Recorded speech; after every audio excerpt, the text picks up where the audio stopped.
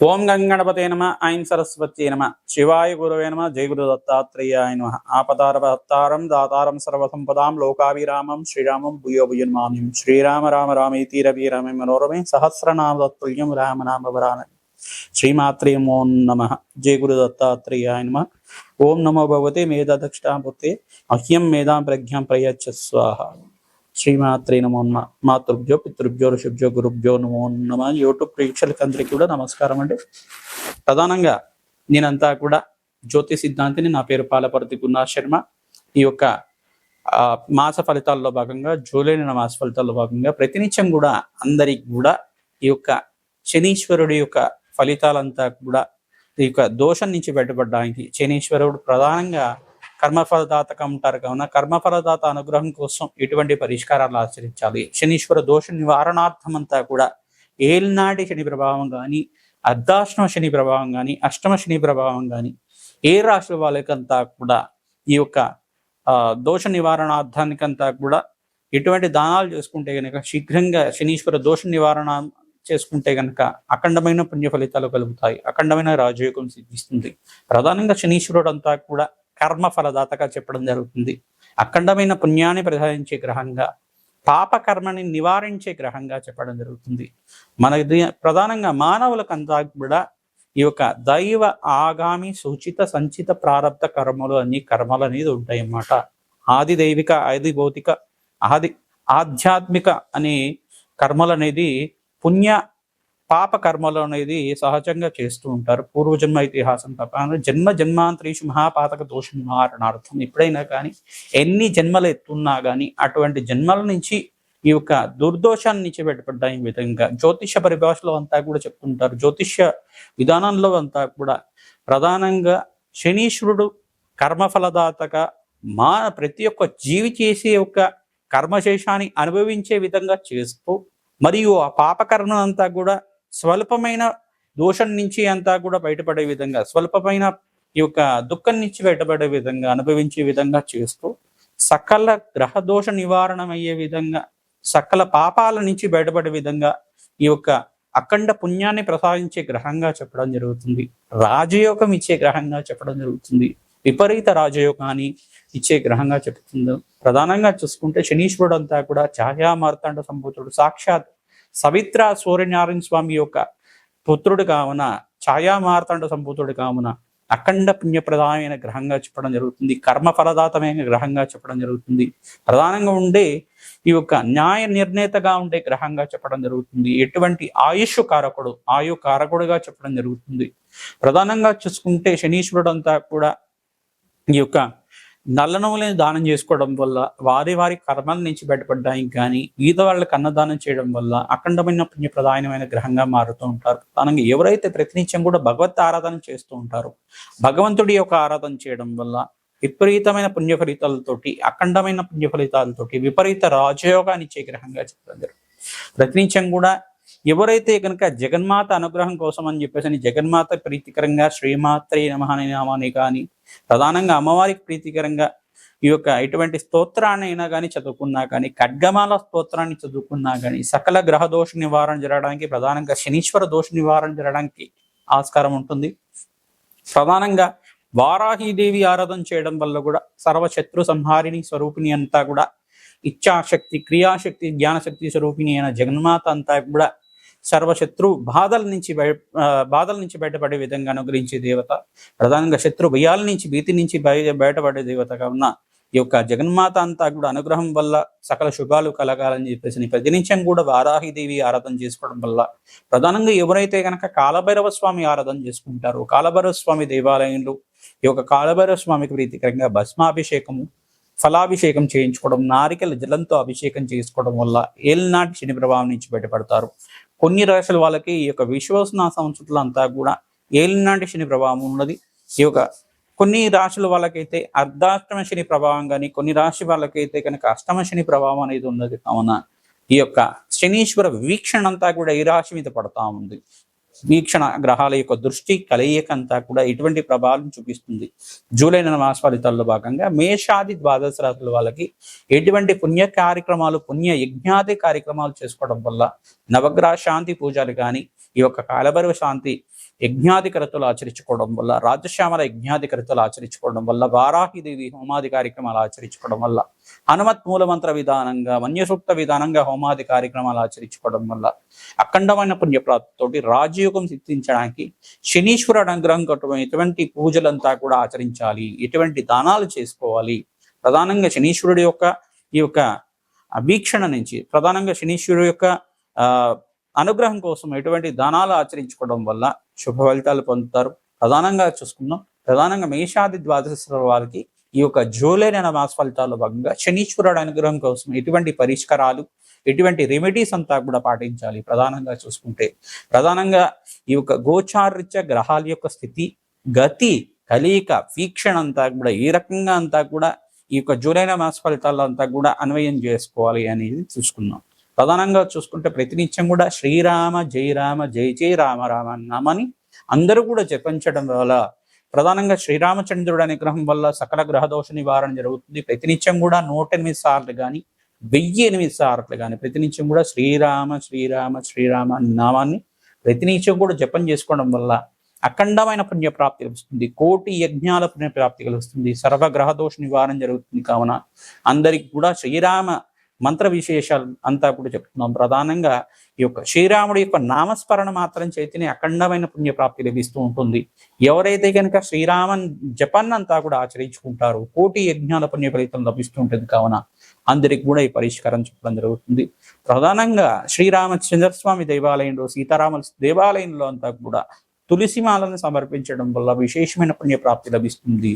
ప్రతినిత్యం కూడా శ్రీరామచంద్ర స్వామికి వడపప్పు పానకాన్ని నివేదన చేయడం వల్ల అఖండమైన పుణ్యప్రాప్తి లభిస్తుంది. సకల గ్రహదోష నివారణ జరుగుతుంది. జన్మ జన్మాంతరమైన మహాపాతకాలు నివారణ అవుతాయి. కావున అందరికి కూడా విశేషంగా చెప్పడం జరుగుతుంది.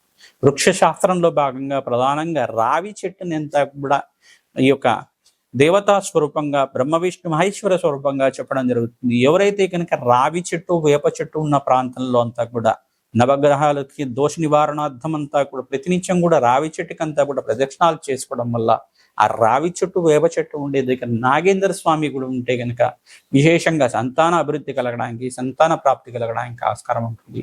వంశాభివృద్ధి కలగడానికి ప్రధానంగా మానవుల్లో ఉండే నకారాత్మక శక్తి అంతా కూడా, నెగిటివ్ ఎనర్జీ అంతా కూడా నివారణ కలగడానికి ఆస్కారం ఉంటుంది. రావి చెట్టు అంతా కూడా పాజిటివ్ ఎనర్జీ వచ్చే విధంగా, కాస్మిక్ ఎనర్జీ వచ్చే విధంగా, ప్రధానంగా దైవీకమైన శక్తి అంతా కూడా ఆవహించి ఉంటుంది. అక్కడ శక్తి అనేది బాగా ప్రబలంగా ఉంటుంది, విపరీతంగా ఉంటుంది. ఆ శక్తి అంతా కూడా మానవాళికి చాలా అవసరంగా ఉంటుంది. కావున మీ యొక్క కష్టాన్ని కానీ, బాధలు కానీ ఆ చెట్టు దగ్గర, ప్రధానంగా వృక్షరాజం దగ్గర ఓం నమో భగవతే వృక్షరాజాయ నమః నామంతో ప్రతినిత్యం కూడా శ్రీరామ జై రామ జై జై రామ రామ నామంతో కానీ, అష్టాక్షరి మంత్రంతో కానీ, పంచాక్షరి మంత్రంతో కానీ మీరంతా కూడా ప్రదక్షిణాలు ఆచరించడం వల్ల, 108 ప్రదక్షిణాలు ఆచరించడం వల్ల మీకుండే నకారాత్మక శక్తి అంతా కూడా పోయి అఖండమైన తేజోవంతమైన జీవితం, పుణ్యవంతమైన జీవితం జీవించడానికి, అష్టైశ్వర్యాలు సిద్ధించడానికి, రాజయోగాన్ని సిద్ధించడానికి ఆస్కారం ఉంటుంది.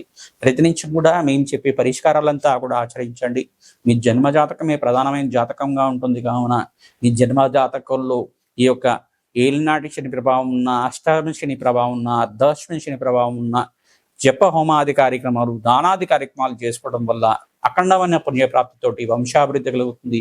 ఆకస్మిక ధనలాభం, ధనయోగం సిద్ధిస్తుంది, రాజయోగం సిద్ధిస్తుంది. కావున శనీశ్వరుడు అనుగ్రహం కోసం ఎటువంటి పరిష్కారాలు చేసుకోవాలి, ఎటువంటి స్తోత్రాన్ని పఠించుకోవాలి, ఎటువంటి నామాన్ని ప్రయత్నించుకోవాలంతా కూడా విశేషంగా అందరికీ కూడా విశ్లేషణ చేయడం జరుగుతుంది.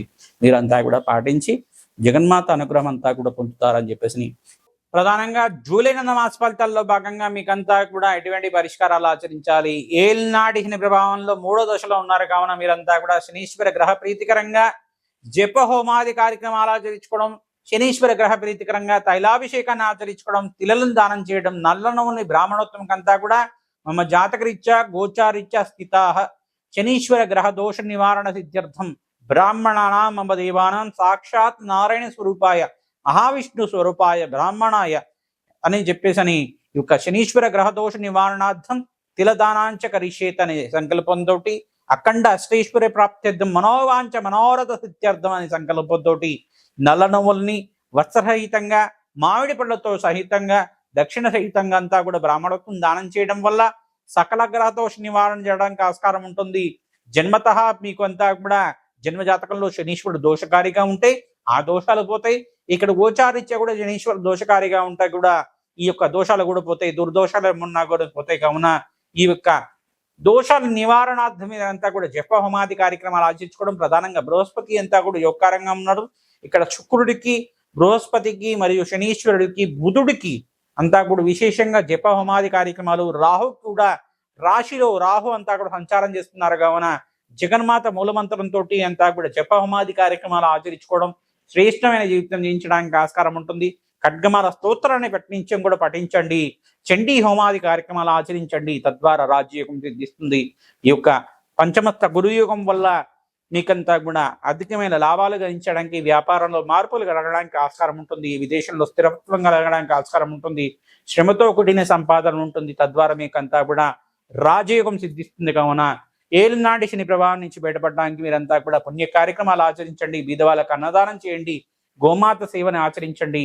ఈ యొక్క వృక్షరాజాయన మా ప్రధానంగా చూసుకుంటే రావి చెట్టు, వేప చెట్టు ఉండే ప్రాంతం దగ్గర నిత్యం కూడా 11 ప్రదక్షిణాలు కానీ, 27 ప్రదక్షిణాలు కానీ, 54 ప్రదక్షిణాలు కానీ, 108 ప్రదక్షిణాలు కానీ ఆచరించండి. ప్రధానంగా గోమాతకు ప్రీతికరంగా ఉలవలంతా కూడా నానబెట్టిన ఉలవలంతా కూడా గోమాతకు సమర్పించండి. శనగలంతా కూడా నానబెట్టిన శనగలు మరియు నానబెట్టిన శనగలు కానీ మరియు నానబెట్టిన బొబ్బర్లైనా కానీ ఇవన్నీ కూడా గోమాతకు సమర్పించడం వల్ల అఖండమైన పుణ్యప్రాప్తి లభిస్తుంది. తత్వ గ్రహదేవత అనుగ్రహం కోసం ఇదంతా కూడా సకల గ్రహదోష నివారణ జరగడానికి ఆస్కారం ఉంటుంది. కావున ఈ యొక్క గ్రహదోష నివారణార్థం ఈ పరిష్కారం అంతా కూడా చెప్తున్నాం. గోమాత సేవ చేయండి. తద్వారా రాజయోగం సిద్ధిస్తుంది. తద్వారా మీకంతా కూడా అమ్మవారి అనుగ్రహం వల్ల ఆకస్మిక ధనలాభం, ధనయోగం సిద్ధించడానికి, సంఘంలో గౌరవం పెరగడానికి, విపరీత రాజయోగానికి కారణమవుతుంది. కావున విశేషంగా మీరంతా కూడా పరిష్కరణ ఆచరించండి. ప్రధానంగా ఈ మాసంలో మీరంతా కూడా గురు పౌర్ణమి రోజున విశేషంగా గురు సంబంధిత దేవాలయంలో మీరంతా కూడా అన్నదాన కార్యక్రమాలు, అభిషేక హోమాది కార్యక్రమాలు ఆచరించుకోవడం రాజయోగానికి కారణమవుతుంది. తద్వారా ఎవరైతే కనుక అమ్మవారికి ప్రీతికరంగా జప హోమాది కార్యక్రమాలు ఆచరించుకుంటారో గురు కటాక్షం వల్ల ఈ యొక్క దత్తాత్రేయ శాంతి హోమాది కార్యక్రమాలు ఆచరించుకోవడం వల్ల రాజయోగానికి కారణమవుతుంది. విపరీత రాజయోగంతో మీకంతా కూడా మనోవాంఛలంతా కూడా తీరడానికి కారణమవుతుంది. కావున ఈ పరిష్కారం అందరికీ కూడా చెప్తున్నాం.